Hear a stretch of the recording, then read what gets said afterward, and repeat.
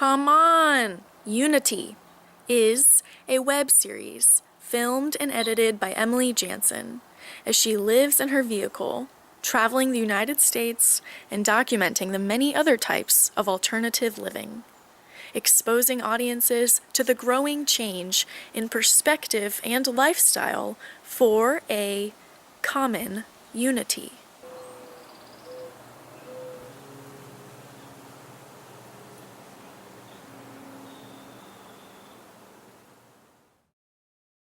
It's really hard to pinpoint what got me into tiny houses because there's so many different... It just seemed like the obvious thing to do to me, but I guess it's not that obvious necessarily. There was art school. I was really into sacred geometry, so I needed to take my sacred geometry somewhere, so I took it to tiny houses. There's saving money, there's having a quality house over quantity of house, there's environmental stuff. It was just like, why would I want to sink a third of my income and 30 years into a mortgage?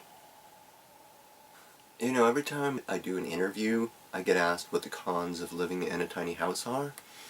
I guess that's part of the, it's just part of the interview, and it makes sense, but I have a really hard time saying that there are any cons because, to me, a tiny house, this just the definition of a tiny house is just a house in which you have all the space you need and nothing extra.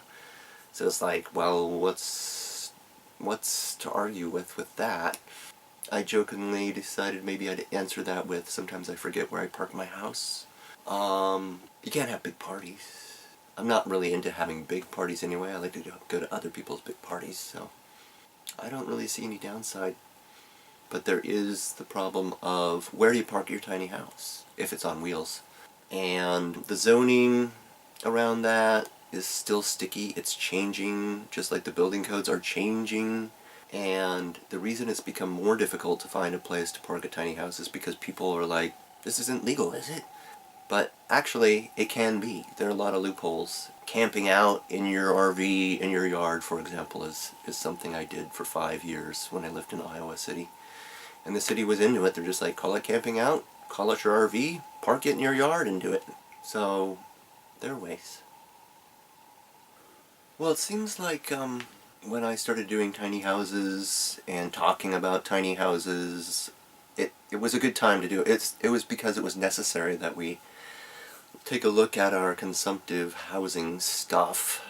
And I imagine that part of the reason it caught on so well is because it is necessary. And I've never put too fine a point on it, you know. I'm not saying everybody needs to get out of their McMansion and into a tiny house on wheels that's under 120 square feet. I think there's a lot, well, obviously there's a lot of margin between 120 square feet and 6,000 square feet.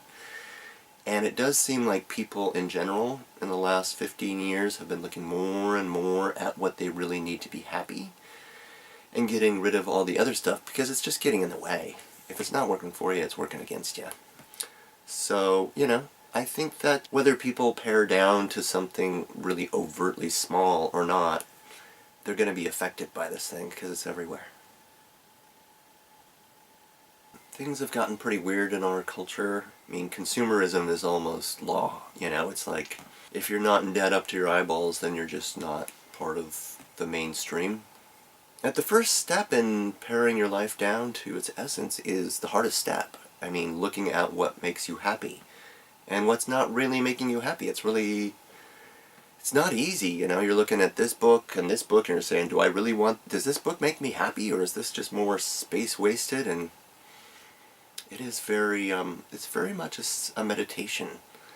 And that first step of deciding what you need and how much space you need for it, and even going beyond the house into like, what parts of myself would I do better without? Hey, maybe some resentment could get out of here, you know, ideally. All of that's very difficult. That's kind of like, it's all a spiritual journey. And I think designing and building and living in a small house is very much a self-portrait and a reflection of oneself.